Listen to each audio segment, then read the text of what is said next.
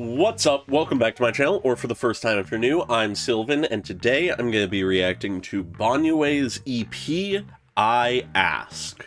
I'm very curious to get into this. It's been a minute since we've had an EP, and I'm excited to see if we get anything more about Banyue as a character out of this, even if it is just sort of vibes, as I did quite enjoy his parts of the story. So with that, feel free to like and subscribe if you enjoy the video, leave a comment on your thoughts, consider becoming a channel member if you want to support me just that little bit extra, and let's get into this. I'm also very curious to see what kind of music this is. It's always sort of a random, arbitrary, like, mix of things, which I very much appreciate. Ooh, okay, someone from Marcel Group. Ooh. Whoa! Between the subtitles and the visuals, this is already crazy. Ooh.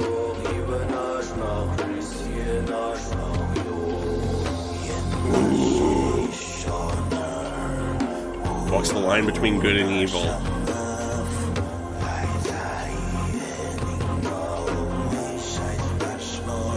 Huh, okay. I'm already loving this.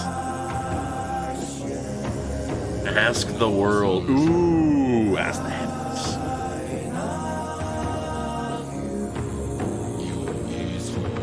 They really went all out for this, fuck yeah. Sever one's destiny, one's past. Ooh.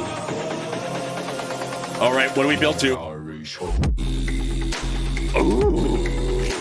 Okay. Love that impact frame. I'm loving the song, but visually this is what's drawing me in.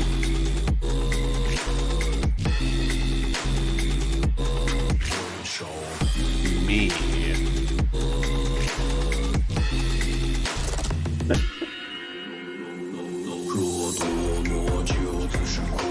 Ooh. I love the sort of meditative feel of this almost.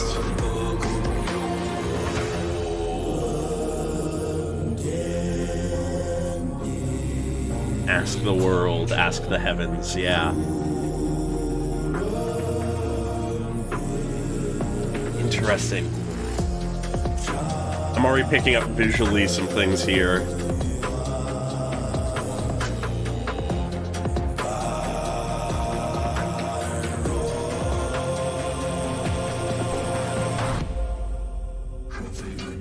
Humanity inhuman. Error okay. Ooh, I'm loving these lyrics. Error unforbidden and I. Ooh. This is such an intriguing song.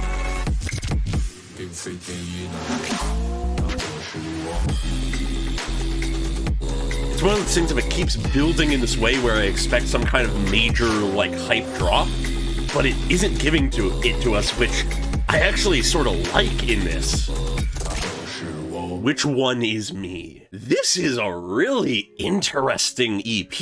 Usually we're getting this stuff that is really sort of feel good or hype, and this isn't quite either. There's this simmering intensity throughout the entire song, and it never quite breaks. It never quite explodes. It builds, it grows, but we never see the full release of just that energy, that intensity, which I feel like actually has some merit to the character and the intent of the song. It's also expressed in the lyrics, which I'll go over more thoroughly in a moment, as well as, of course, the story itself, that Banyue is functionally, in a literal sense, a killing machine.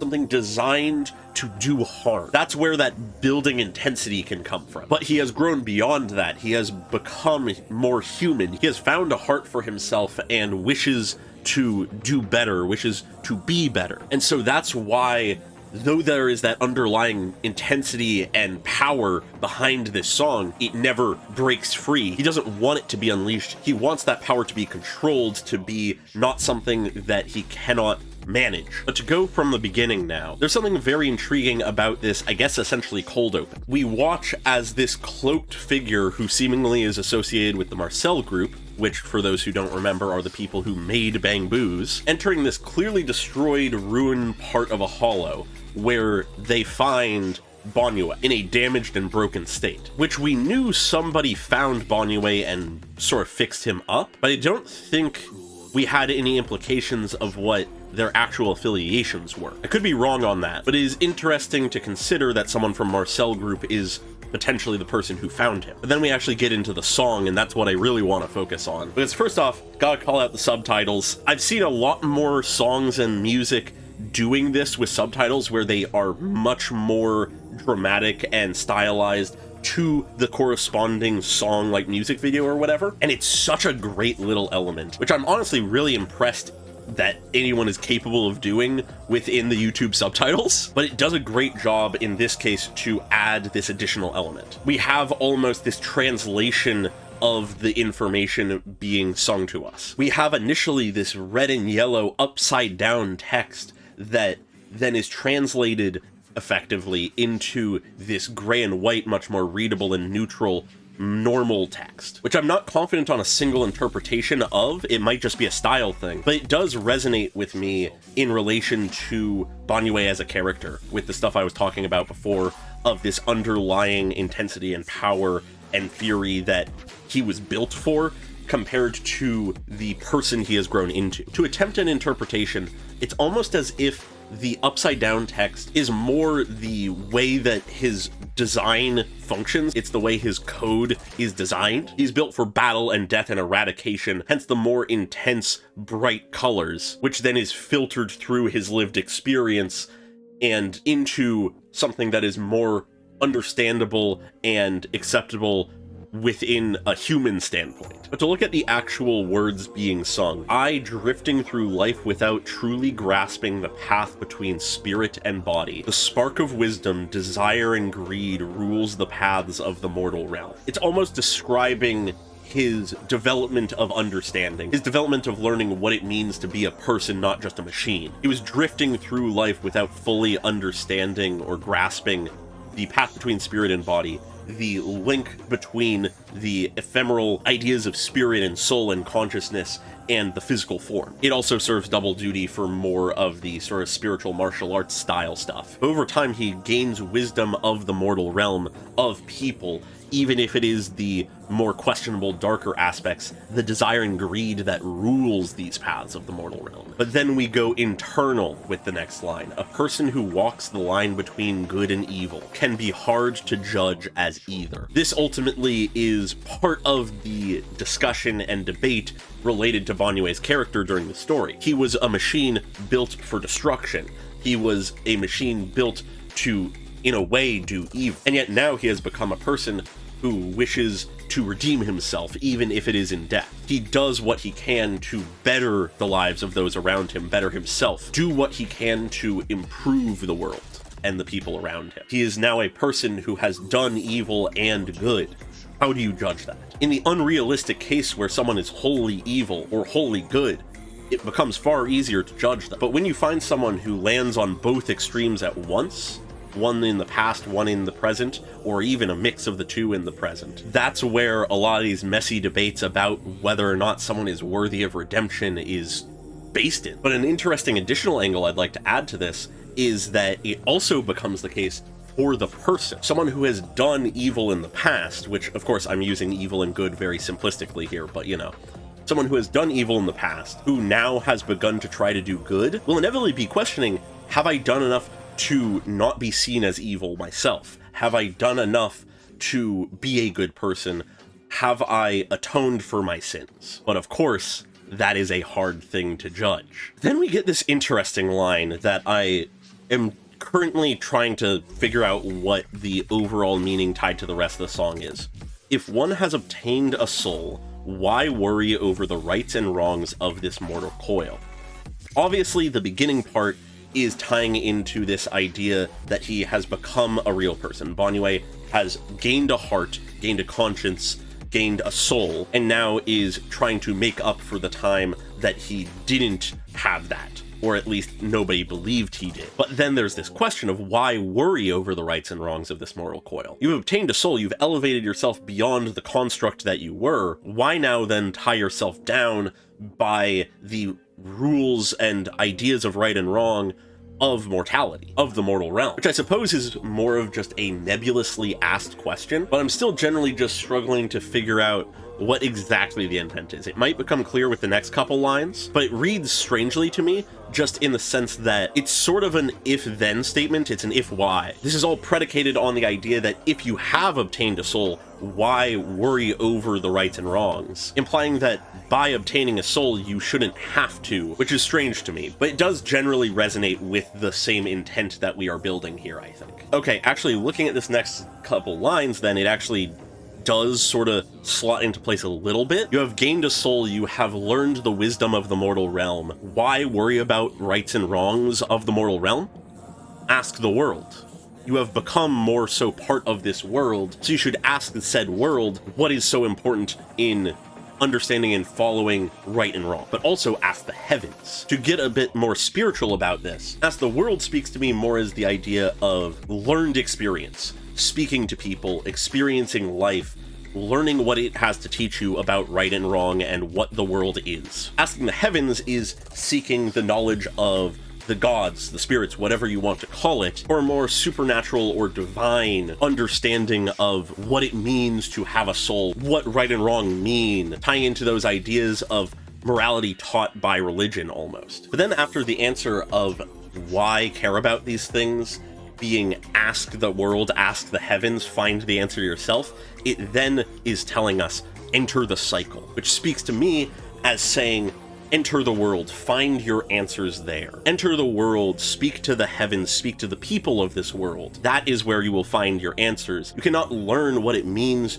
to be human, to have a soul, to have a heart, to learn right from wrong from outside of the cycle of life, outside the mortal coil. You have to live as other people do. But then interestingly enough, we have that line followed immediately up with no resolution, which complicates things. No resolution is implying either that he currently lacks resolution, lacks a resoluteness, a devotion, a strong, determination, or that he needs to not have one, that he needs to just go about the cycle without any real specific purpose, flow along it. And I'm not sure which one of those is correct here, because they have very distinct meanings, but resonate with the overall intention here, I think, similarly. The idea that he has no resolution would speak to the idea that he needs to enter the cycle and ask the world and ask the heavens to find that resolution, to find that drive, that determination,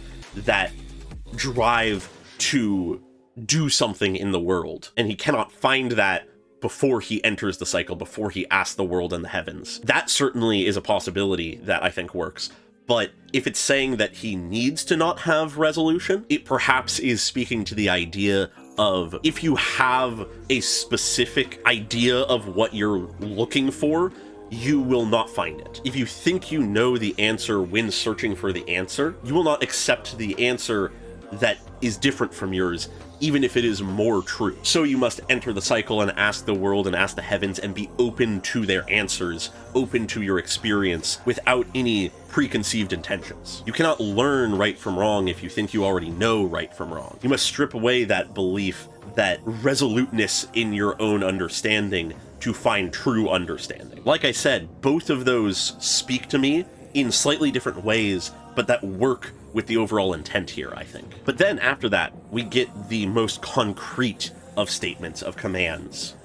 Sever one's destiny. To me, obviously this is talking about Banyue moving beyond his constructed purpose. Built for war and conflict and destruction, he must sever that destiny. He must break the tie to that, enter the cycle, enter the mortal realm, as a person himself with a soul he has obtained, and make a new destiny, one where he can learn right from wrong and can become a person who helps people, who does what is right. And this gets repeated in the line sever one's past.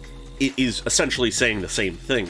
Your old destiny, your past, must not control what you become. And with this build, we finish with just the one word Pranya. I'm absolutely not saying that right. But it's a very fitting word, given that it is tied to ideas of wisdom and enlightenment and understanding. You have obtained a soul. You are seeking to learn right from wrong, to gain this wisdom, this enlightenment, to move beyond what you once were. You must sever your destiny, sever your past, enter the cycle, ask the world, ask the heavens, and then immediately following that up, we get this line, which one is me? Inevitably for me, this is Banyue asking himself, am I the machine built for war and destruction?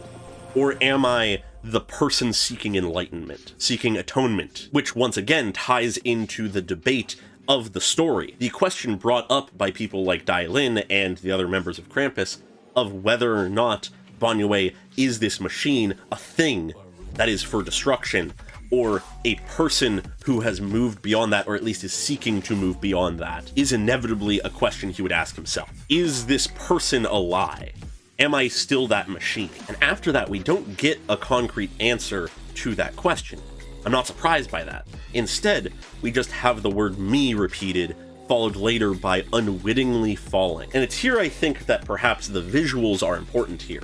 We see destruction, combat, things of his past, of his former destiny. He was unwittingly falling into this path of death and destruction and annihilation. He did not know any better. He had yet to attain a soul, and he had yet to learn any of the wisdom of the world. And so he fought, so he destroyed. And then the next phase of the song opens with the line, face the consequences if you fall from grace. Something that anyone seeking atonement must keep in mind. He may have grown beyond the mindless killing machine he once was, but if he were to fall from grace again, there are consequences which he now can understand and would have to face. Sever your inner demons if you are not pure. Though this is tied into this entire conversation of the self and what it means to atone, this inevitably speaks to me more in the spiritual martial arts enlightenment direction. If you are to become pure, you must sever those inner demons inside you. But of course, a question that comes to mind for me is, what are those inner demons? In the case of Banyue, is this speaking to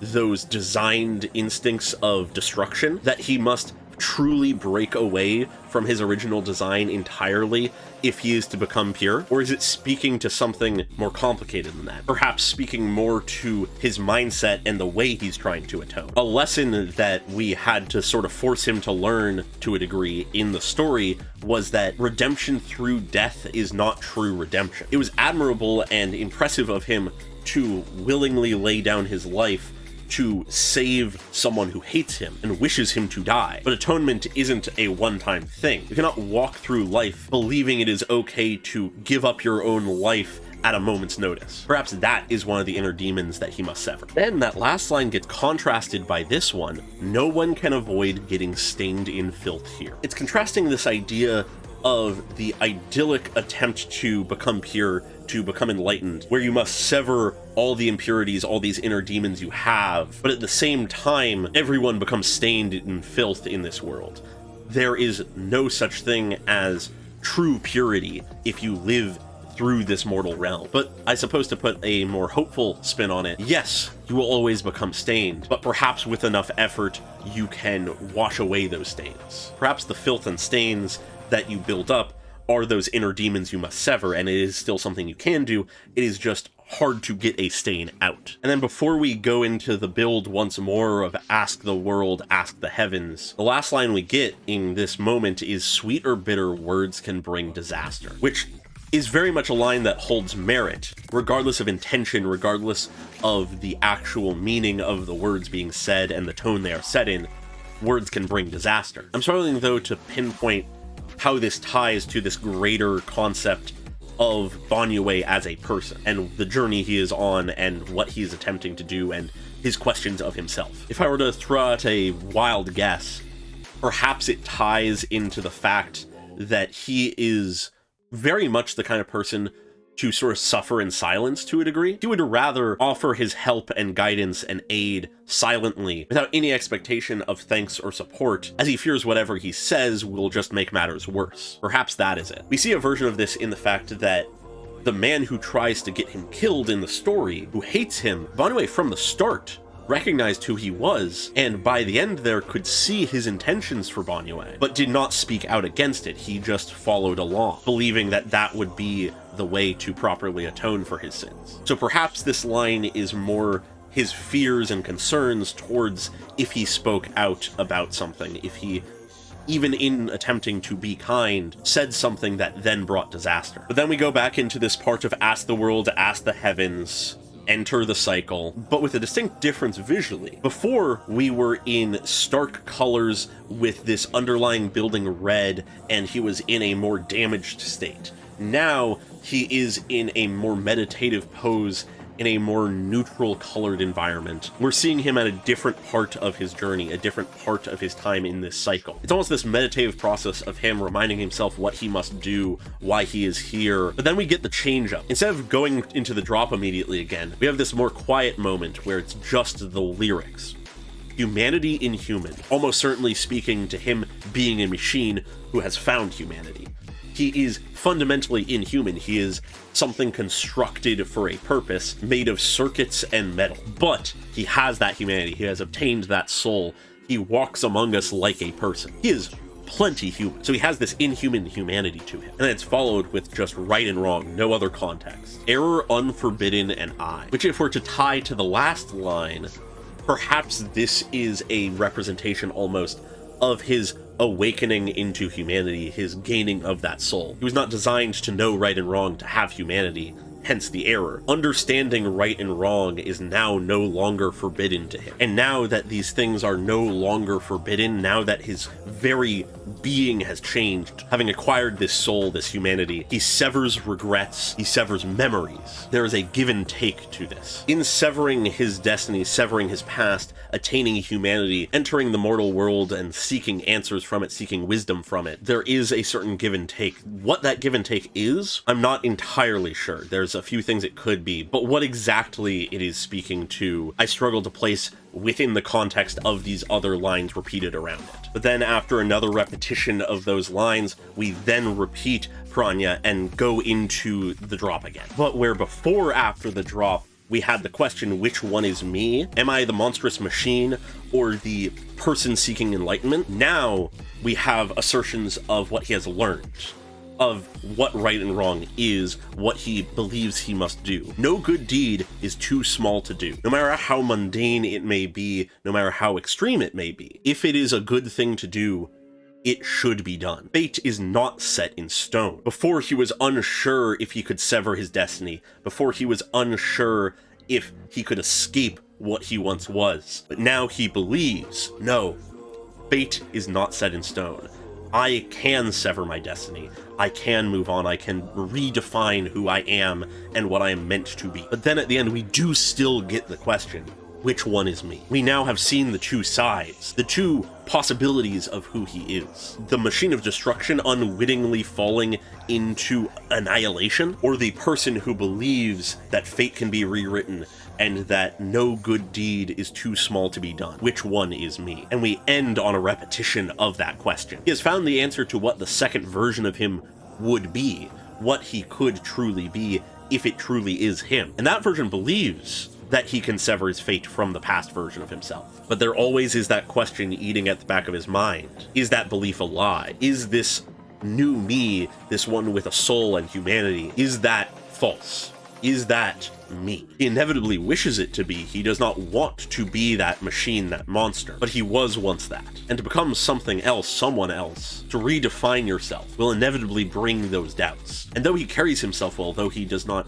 speak of this doubt, of this concern, it comes through in his self-sacrificial nature. He seeks to do what he can to help people. He believes that he should do any good deed, no matter how small, make the world a better place. But there is that underlying belief that he may be that monster who does not deserve to have good deeds done for him, to live in this world that he makes better. And so if it were to save a life, to help someone, he would willingly throw his life away. But part of that is inevitably born out of that willingness to throw himself away, because of that concern of if he is merely pretending to be something he is not. The person he wishes himself to be, the person he tries to be, does not want to fall back into what he once was, does not want to fall from grace. He knows what the consequences would be, and he will face them if he does fall, but he does not want to face that if he can help it. So he would willingly destroy himself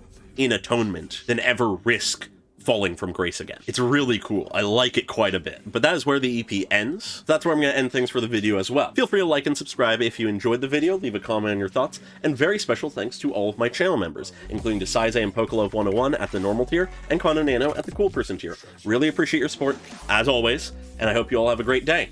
Bye-bye!